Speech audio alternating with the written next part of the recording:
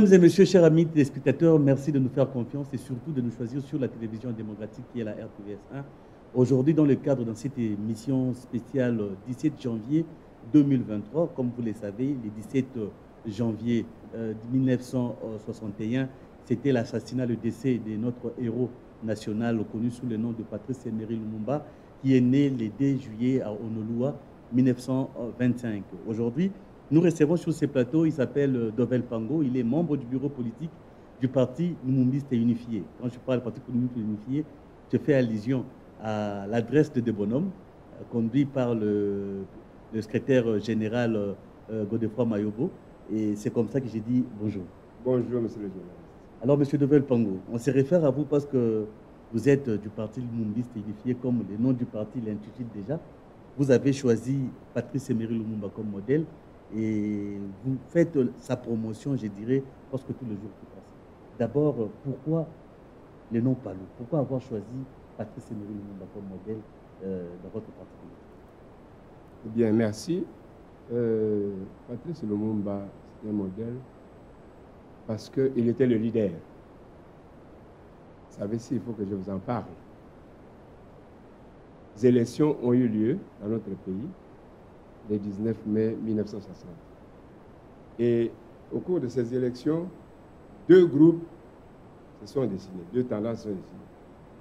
Il y avait une tendance libérale, que nous qualifions les sécessionnistes, qui est soutenue par les colonisateurs. Nous appelons tendance à orientation de droite. Il y avait une autre tendance qualifiée d'orientation de gauche. Cette tendance s'est appropriée les vœux du peuple congolais. Cette tendance a estimé que le Congo appartient avant tout aux Congolais. Et dans cette tendance que nous trouvons des partis politiques, comme le Mouvement national congolais, que dirigeait Patrice Emery Lumumba, le Parti solidaire africain, que dirigeait le vénérable Antoine Gizenga, le Centre de regroupement africain, que dirigeait Marcel Bissoukiro, et le Baluba de Katanga, que dirigeait Jason Sendwe. Alors, à l'issue de ces élections, le groupe, c'est-à-dire le bloc nationaliste et progressiste, à orientation de gauche, à orientation unitariste, ce groupe a gagné haut la main les élections avec 71 sièges sur 137 sièges, n'est-ce pas, dans la Chambre des députés. Et ce groupe, compte tenu de leur identité de vue, le 10 juin 1960, ce groupe s'est retrouvé pour signer un protocole d'accord. Un protocole d'accord parlementaire et gouvernemental. Alors ce protocole d'accord a décidé, dans ce protocole d'accord, il a été décidé que Lumumba était désigné comme leader, parce que c'est son parti qui revenait avant avec 34 députés, le Parti solidaire africain avec 13 députés, le Centre de regroupement africain avec 10 sièges, je devais parler plutôt en termes de sièges, et puis le Baluba de Katanga avec 7 sièges. Et le résultat est que le 24 juin 1960, Lumumba est choisi comme Premier ministre donc, issu du bloc nationaliste et progressiste.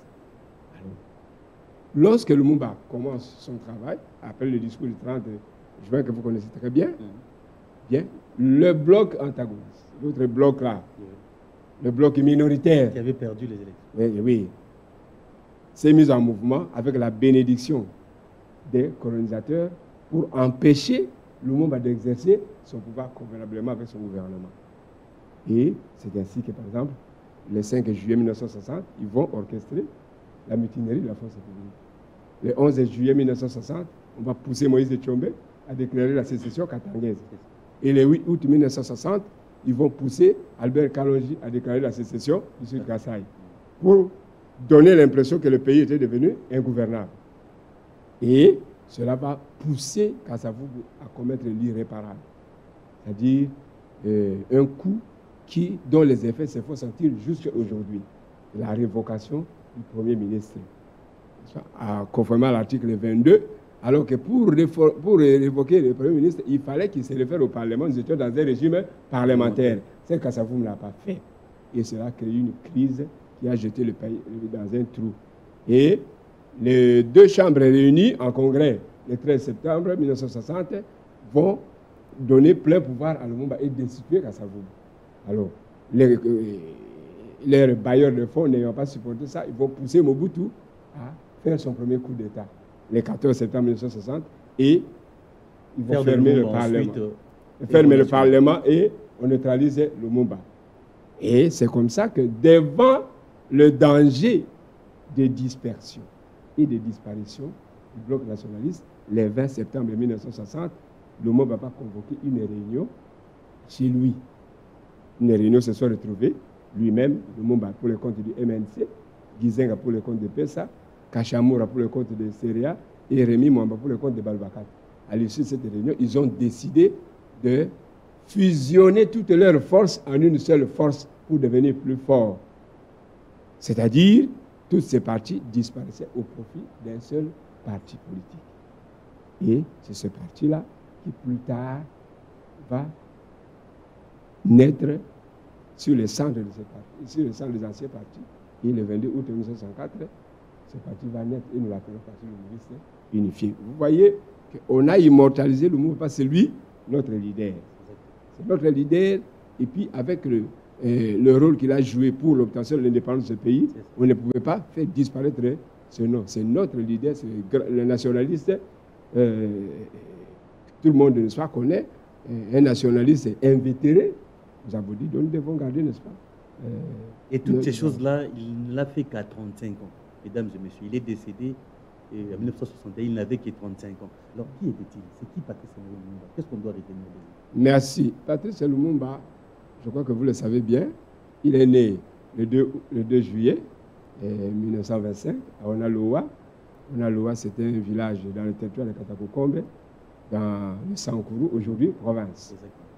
Et après ses études primaires, Katakokombe évidemment, il est allé à Kindu. Et à Kindu, il a été engagé dans une société qu'on appelait CCF comme commis pointeur. Alors, pendant ce temps-là, sa curiosité l'a poussé à lire beaucoup de livres d'histoire.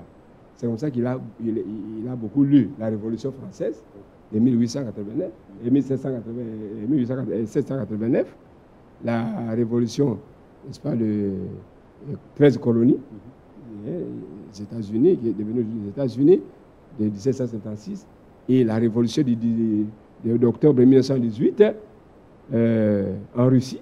Et puis, il a lu également l'histoire d'Haïti. Alors, après, il va aller en province orientale. Il va quitter là-bas, il va aller en province orientale, à Stanleyville, où il sera engagé maintenant comme commis de poste. Alors, il est engagé comme commis de poste. Dans une société brassicole de la place? Non, c'est commis de poste. Okay. Pas encore le brassicole. Il est là comme commis de poste. Alors, et aux environs de... Donc, c'est-à-dire de 1947 à 1949, il est allé en formation à Léopoldville, n'est-ce pas, dans une école postale. Et rentré là-bas, en 1952, eh bien, il est élu comme président de cercle des évolués à Stanleyville. Alors, et en 1964, il obtient sa carte d'immatriculé. Et en 1955, il est encore élu président de l'association du personnel indigène de la colonie pour la section Stanleyville. Alors, dans cette période, en 1956, pardon, en 1955, c'est à ce titre qu'il va rencontrer le roi Baudouin, qui venait au Congo belge à ce moment-là. Et en 1956, accompagné de quelques évolués, il est allé en formation à Bruxelles. Et au retour de là, il sera arrêté pour déficit de caisse, n'est-ce pas, dans sa gestion en qualité de pointeur. Alors, après ça, il est arrêté. Et alors, en 1958, il sort de la prison. Lorsqu'il sort de la prison, il vient à Léopoldville. Et il a engagé à la direction commerciale d'une société, d'une brasserie, n'est-ce pas, produisant la bière Polar. Alors, c'est en 1958. Et là, il n'était pas seulement administratif, mais il s'est jeté aussi dans les activités politiques. Et en 1958, toujours, il est allé comme invité à ce qu'on a appelé l'exposition universelle de Bruxelles. Et pendant ce temps, il va mettre ce temps à profit pour nouer des contacts avec des cercles anticolonialistes, n'est-ce pas, de Belgique. Et il va rentrer à Léopoldville. Lorsqu'il rentre à Léopoldville, il vient rejoindre, n'est-ce pas, le mouvement national congolais que venait de créer Joseph Iléo, Joseph Ngaloula, Cyril Adoula, Albert Kalonji. Il entre dans ce mouvement-là. Et en décembre 1958, il y va à la conférence d'Accra comme invité.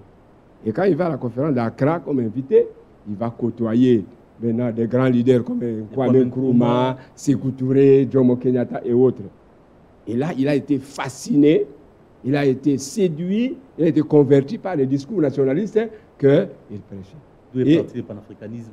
Voilà, parce que c'était vraiment des panafricanistes. Alors, il rentre à Léopoldville. Le 28 décembre 1958, il tient un grand meeting à Kalamu. Un meeting où il a fait la restitution, n'est-ce pas, des résolutions et des conclusions de ces rencontres. Chose qui ne pouvait qu'énerver le colon belge. Alors, maintenant, voici la situation qui se présente.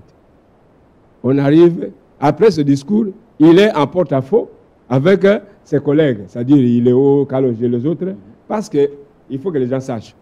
Le MNC, à sa création, avait une orientation fédéraliste et libéraliste. Alors, Lumumba, parti à Accra, est allé écouter des discours nationalistes et unitaristes.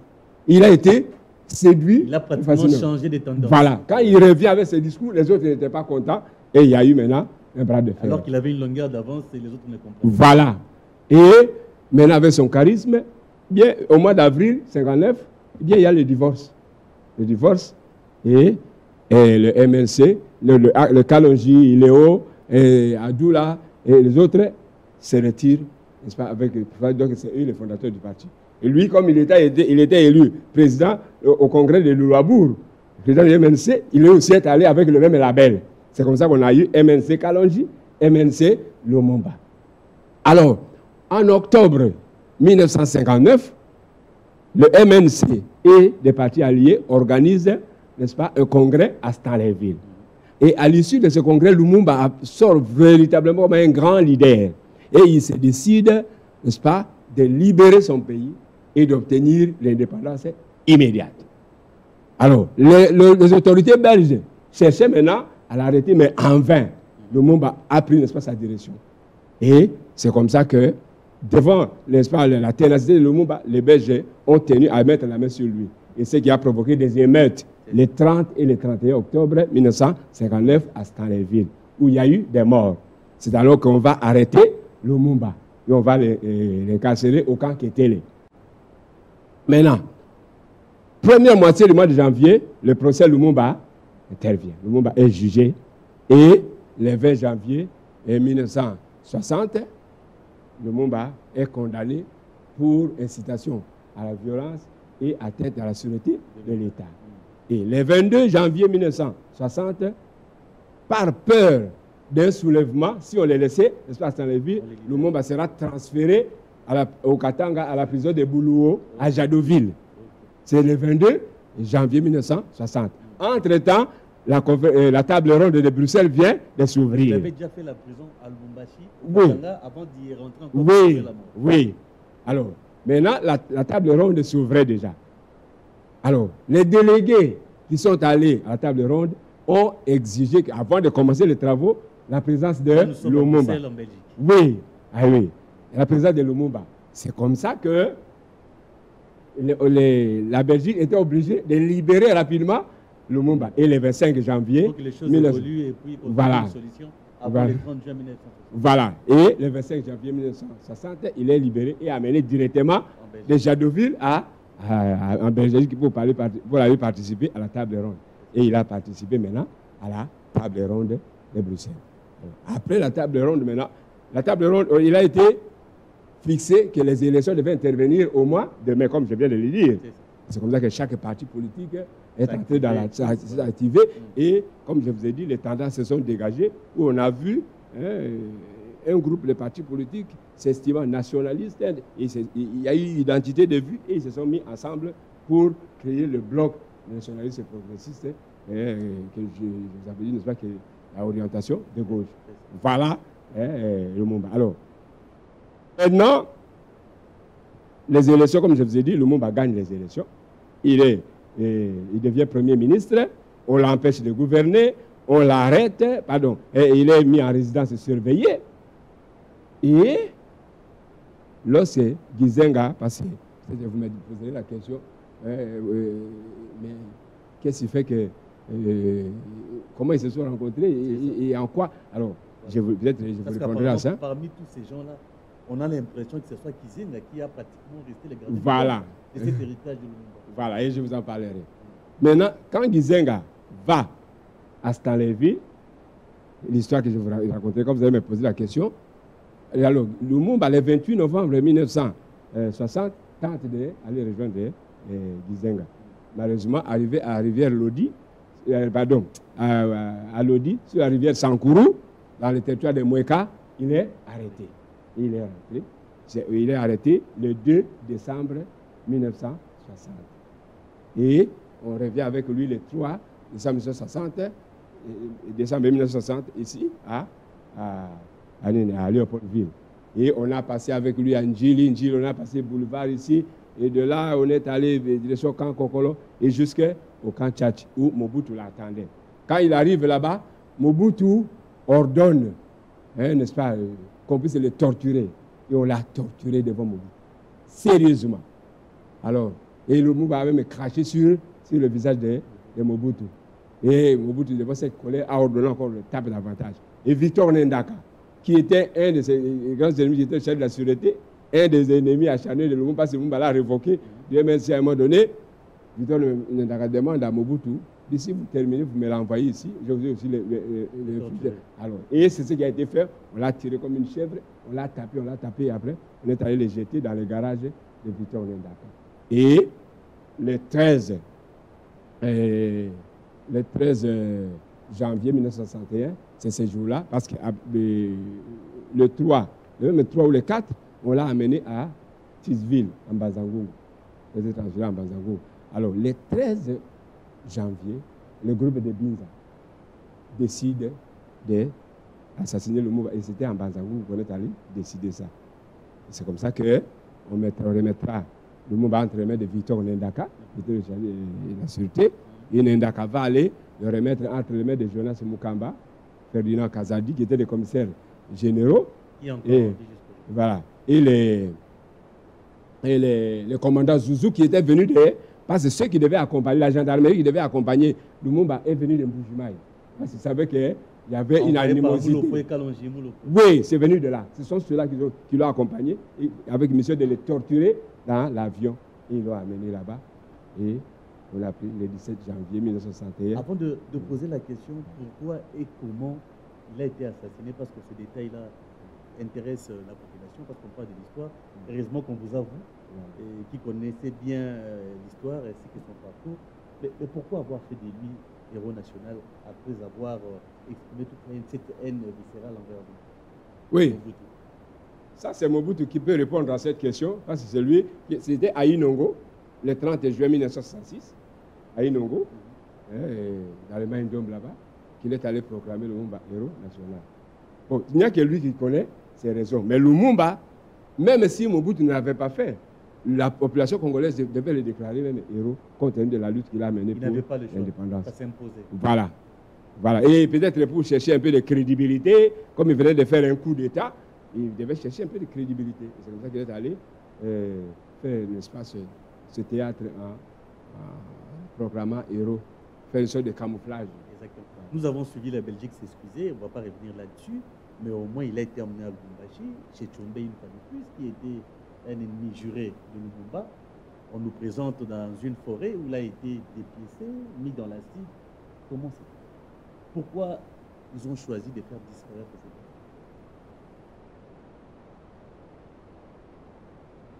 Un journaliste vous dit que c'est même horrible d'en parler. Parce que c'est eux qui ont fait ça. C'est eux qui peuvent répondre à pourquoi ils l'ont fait. Parce qu'il n'a rien fait de mal. Il s'est battu pour une nation. Il s'est battu pour une cause, pour son peuple, pour l'émancipation. Comme je viens de vous le dire, c'était un panafricaniste, pratiquement, parce qu'il est allé à la conférence d'Accra, où il a écouté les discours des autres frères. Il a estimé que non, il ne pouvait pas rester, n'est-ce pas, à l'écart. Il fallait qu'il amène ça dans le pays.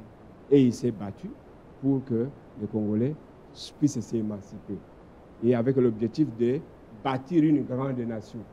Une nation forte, une nation prospère, une nation dynamique au cœur de l'Afrique. Alors, et puis, il s'est battu pour l'unité de ce pays. Lumumba n'a jamais voulu que le Congo soit divisé. Et c'est à cause de cette unité-là. Parce que l'autre tendance était une tendance sécessionniste. Vous avez vu à peine, n'est-ce pas, il commençait son travail le 30 juin 1960, le 4, le 5 juillet, événement, le 11 juillet, événement, et les événements de sécession, de séparation. Donc, le plan de balkanisation de ce pays remonte, n'est-ce pas, et Lumumba a compris ça. Et il a dénoncé. Il a dénoncé, voilà. Et c'est à cause de ça. Parce qu'il fallait que les gens contrôlent des mines, n'est-ce pas, au Katanga, contrôle des mines en Bujumaï, et c'est pas là. On l'a tué. Tout simplement parce qu'il aimait son pays, il ne voulait pas que son pays soit balkanisé, il ne voulait pas que le pays soit continué à vivre dans l'esclavage. C'est pratiquement la pensée politique qu'on peut retenir. Ah oui, la pensée politique, justement. Sa pensée politique, c'est, comme je viens de vous dire, c'est bâtir une nation. Il faut que le Congo devait être une grande nation.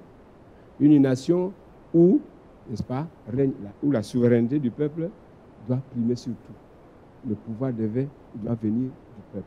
Une nation où règne, où la dignité du Congolais est sauvegardée. Une nation où règne l'humanisme. Une nation où règne la solidarité entre les communautés. Une nation où règne la fraternité, n'est-ce pas, entre les Congolais. Une nation où règne l'honnêteté. Une nation où le mérite est le seul critère de promotion sociale. Une nation où le travail est la clé du progrès. Il a mal fait d'avoir eu une telle pensée. Voilà. C'est pour cela que, à notre avis, on l'a tué. Mais eux, peut-être ils ont aussi d'autres raisons. Mais moi, la raison, c'est que les autres veulent faire main basse sur le pays et lui arrive. Vous voulez faire main basse. Vous venez de dire pourquoi il s'est battu les 70 ans après. Est-ce que c'est que nous voulons aujourd'hui? C'est que nous voulons qu'on puisse vivre bien son héritage? Non, on n'y est pas encore. On n'a pas été respecté. Le Congo, on n'a pas, nous devons, c'est encore, c'est un défi pour tous les Congolais. 62 ans après, on a encore beaucoup à faire. Parce que la nation, nous ne l'avons pas encore. Parce que la base de tout, c'est la nation. Et cette nation, quelle est son image? Le 30 juin 1960, Lumumba avait dit, nous allons faire en sorte que les richesses du sol et du sous-sol du Congo profitent véritablement aux filles et aux fils du Congo. Et le patriarche Antoine Gizenga, qui a continué son œuvre, avait dit, mais devant ici, le Congo doit être non pas une forêt vierge où règne la jungle, où les gros arbres s'accaparent de toutes les eaux de pluie, mais plutôt un jardin botanique où toutes les plantes ont la même chance d'être arrosées. C'est la justice distributive. C'est l'égale répartition des richesses. C'est ça. Et ça, c'est la vision. Et pour y arriver, eh bien, il y a 3 facteurs. La paix, la bonne gouvernance et la créativité. La paix des individus, la paix de l'État, la paix entre les communautés, la paix de nos frontières, La bonne gouvernance. Qui on met à quelle place? La justice. Parce que la justice élève une nation. Lorsque la justice, n'est-ce pas, n'est plus respectée, eh bien la nation est écrasée. Et sur ces points, on a encore beaucoup à faire. Mais la créativité, ce n'est pas le travail. Nous devons travailler pour créer. Il fait des recherches scientifiques. L'instruction, tout ça. C'est grâce à ça que cette vision. Alors, maintenant, aujourd'hui, là, c'est ce que nous devons faire. Parce qu'il nous dit, vous devez réaliser ce pourquoi nous avons réalisé, nous avons obtenu l'indépendance. Et ce pourquoi nous avons obtenu l'indépendance, c'est ce que je viens de vous dire. On vous a compris. Je vais reposer quelques questions. La pensée de la population qui nous ont demandé de vous poser cette question. Il y a de ceux-là qui pensent que si aujourd'hui le développement de la RDC est retardé, c'est à cause de Lumumba. On a su attendre qu'on puisse, la Belgique ait le temps de former des cadres qui, à leur tour, essayer de continuer avec l'administration publique, parce qu'on dit qu'à l'époque, l'administration de la RDC n'était pas encore assez. Il n'y avait pas des évolués assez nombreux pour essayer de continuer avec l'administration de l'État. Est-ce vrai? C'était précoce, l'indépendance qu'on a pris à notre Non, ça me pousse à rigoler. Malgré le vent panafricaniste, vous avez cité Kwame Nkrumah et tous ces gens. Vous savez, ça me pousse à rigoler un peu. Ce Congo devait obtenir son indépendance en 1958. Lorsque le roi Léopold II, parce qu'à la conférence de Berlin, en 1885, vous savez qu'il y a eu partage de l'Afrique. L'Afrique a été partagée. Congo a été confié à un individu. Et c'est ça la base de ce que nous avons comme souffrance aujourd'hui. Hein? Parce que les grandes puissances ont estimé que le Congo, c'était une propriété à tous. Tout le monde devait se servir. Voilà. Et c'est cet esprit-là qui est toujours là. Alors, maintenant, le roi Léopold II a fait faillite. Il a compris que non, il ne pouvait plus continuer à faire ça. Il devait confier ça à son pays. En 1908, ils ont signé ce qu'on appelle la charte coloniale. Il a légué à la Belgique. Oui, la charte coloniale où le Belgique devait diriger le Congo pendant 50 ans. Rappelez-vous, 50 ans. 50 ans devait s'arrêter en quelle année? C'est en 1958 qu'on devait avoir l'indépendance. Alors, c'est ça la charte coloniale. Et devait-on aller au-delà de cette charte? On est arrivé en 58. Et même en 55, il y en a un qui a dit le plan de 30 ans. Van Bussen dit qu'il faut, le Congo doit avoir son indépendance en 1980. Mais la charte coloniale, donc Lumumba et les siens n'ont fait que respecter ce que stipulait la charte coloniale, 50 ans après. Alors, maintenant, arrivé en 58, je vous ai expliqué, c'est en 58 pratiquement que Lumumba explose. Hein? Que sa vie politique, n'est-ce pas, prend de l'ampleur. Parce qu'il a compris qu'il était temps que le Congo soit libéré. Et dans la volonté des colonisateurs, on sentait qu'ils ne voulaient pas, n'est-ce pas, libérer. C'est comme ça que, d'abord, ils ne formaient pas la classe intellectuelle. Combien d'universités est venue à ce moment-là? Mais dans d'autres pays, il y avait les Houphouët-Boigny qui étaient même des députés de place. Les Senghor et les autres. Mais au Congo, à ce moment-là, la Belgique n'a pas formé. On s'est limité à des commis, de ceci.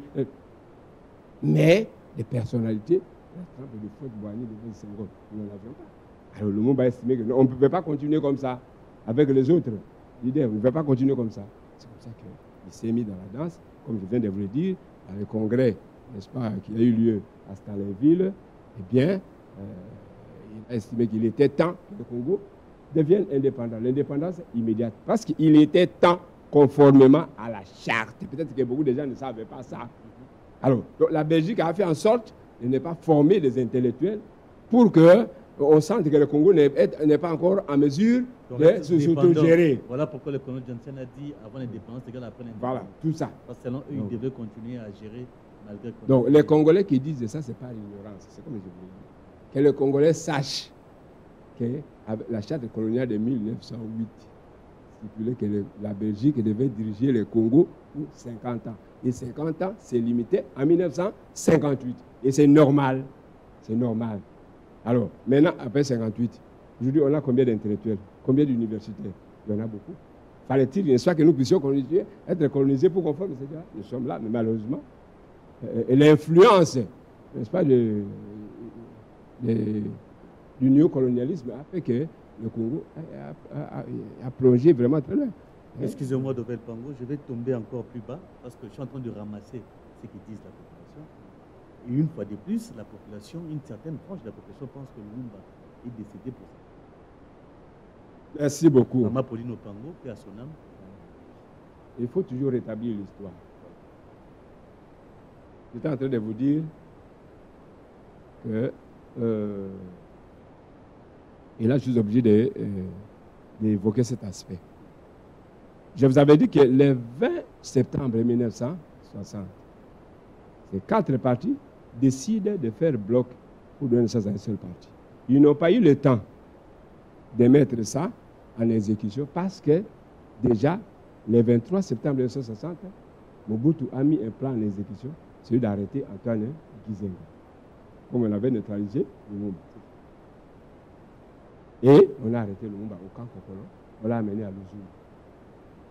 Luzum, on l'a amené à l'aéroport de Ndjili avec le colonel Pakassa, Major Malongi, et Maurice Mpolo, pour être acheminé au Katanga, chez Moïse Tchombe, pour être liquidé. Donc c'est Lumumba qui disait que ce serait le premier à être liquidé, n'est-ce pas, au Katanga. Et comment il s'est échappé? Alors, lorsque on arrête Gizenga, parce que Moulele était parti avec lui en voiture, Moulele était habillé bizarrement, on ne l'a pas reconnu. C'est lui qui est rentré avec le véhicule pour dire à Mobutu, dire à Lumumba, vous êtes là, parce que votre temps, on vient d'arrêter Antoine Gizenga. Et Lumumba va alerter l'ONU. Et l'ONU va mettre tout le dispositif pour veiller au niveau de toutes les frontières. Que l'avion ne sorte pas. Voilà.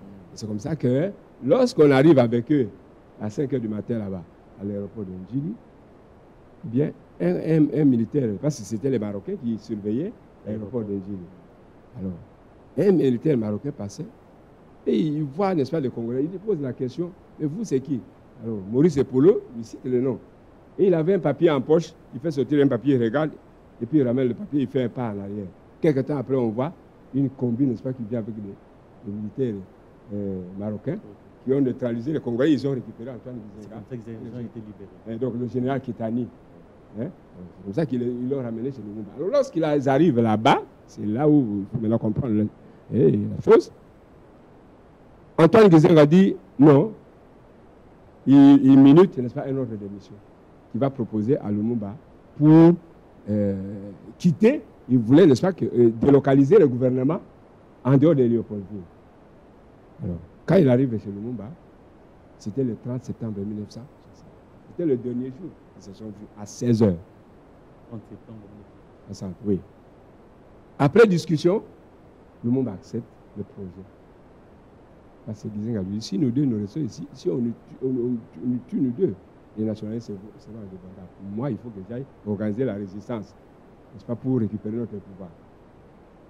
Mais alors, on va donner à Gizenga ces dernières paroles ici. Mon cher Antoine, fais-moi confiance comme je te la fais pleinement. Restons à jamais unis autour de notre idéal. Luttons courageusement pour sa réalisation. Si l'un de nous deux parvenait à trouver inopinément la mort, le survivant doit mener la lutte sans répit. Fin de citation. Ça donne des frissons encore. C'est cette phrase-là qui constitue le testament de Lumumba à Gizenga. Le 1er octobre, Gizenga prend la route de Stanley. Ses collègues, pour concrétiser l'idée de fusion, et ils vont signer un protocole d'accord en octobre 60, un protocole d'accord de fusion. Comme je vous ai dit, le 28 novembre 60, Lumumba suit Gizenga et on arrive à la rivière Sankourou.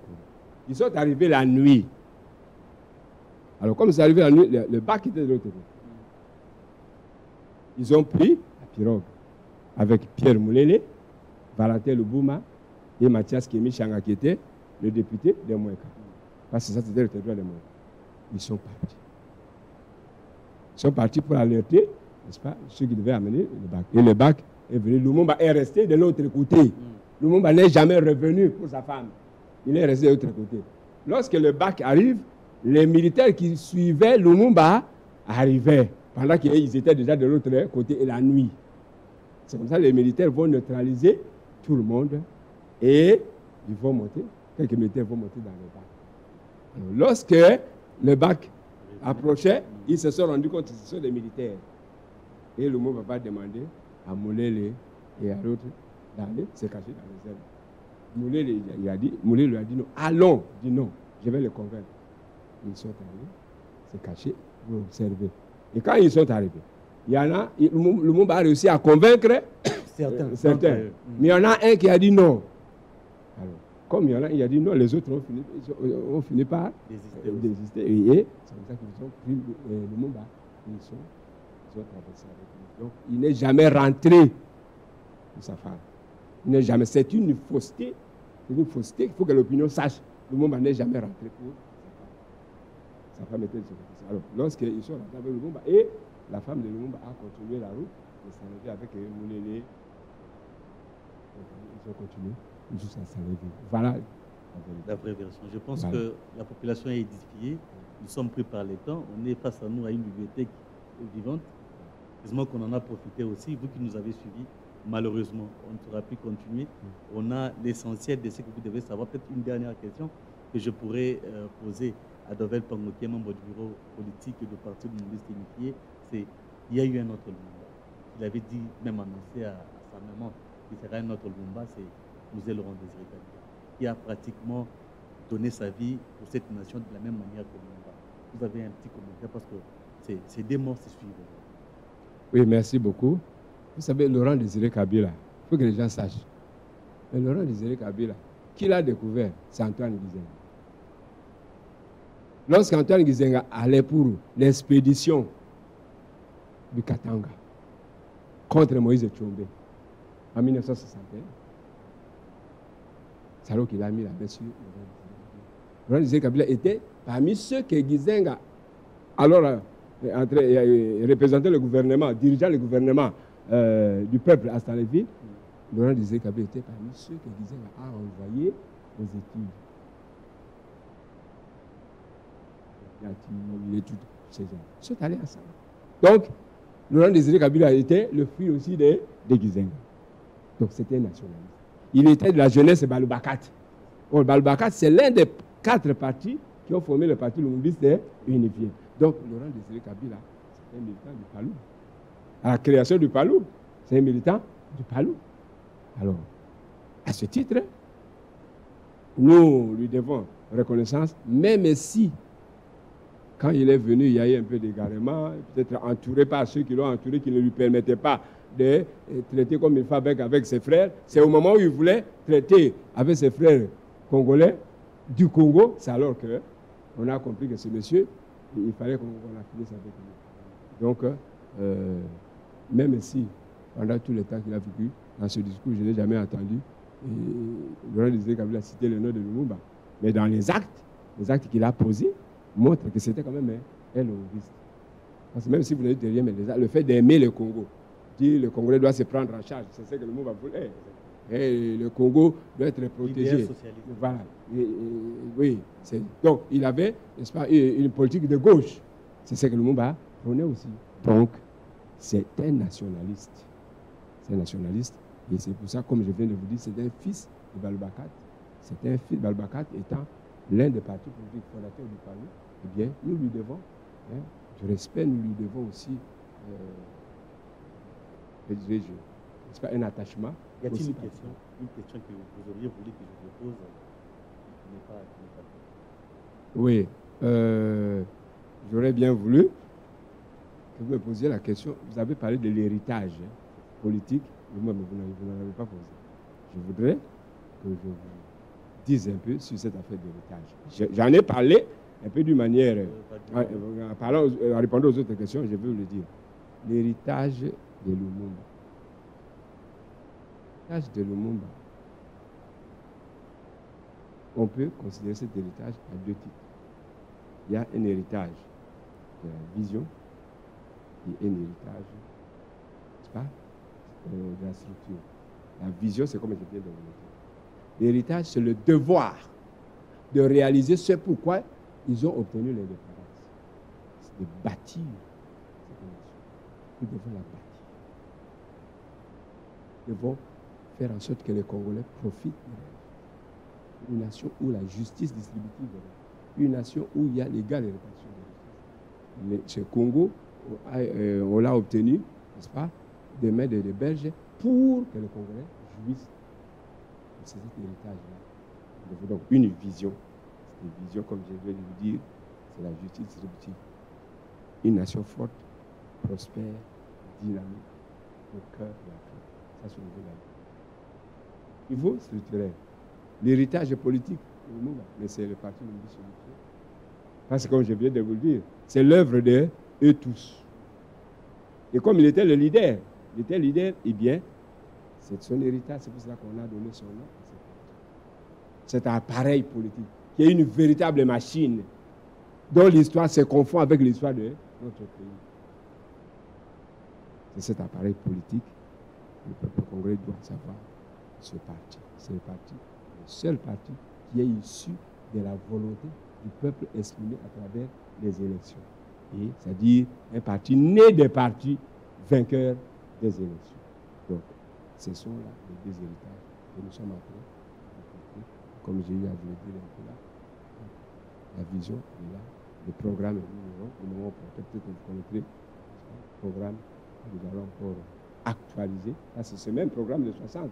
Comme le peuple l'a adopté, nous devons aussi continuer avec ce programme, mettre en application ce programme et l'actualiser en l'adaptant aux réalités du moment. Voilà. Monsieur de Velpango, merci. Vous étiez comme une personne ressource pour nous, pratiquement un historien.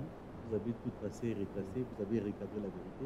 Nous vous disons merci d'avoir bien voulu laisser toutes vos occupations pour venir répondre à nos questions. C'est moi qui vous remercie beaucoup d'avoir fait honneur à ma modeste personne pour... Mesdames et messieurs, merci. Vous avez suivi cette émission spéciale 17 janvier 2023. Nous avons rendu honneur et surtout hommage à notre héros national qui est Patrice Emery Lumumba. Suivez-nous en rediffusion sur la chaîne de la télévision démocratique. Je vous remercie et à la prochaine.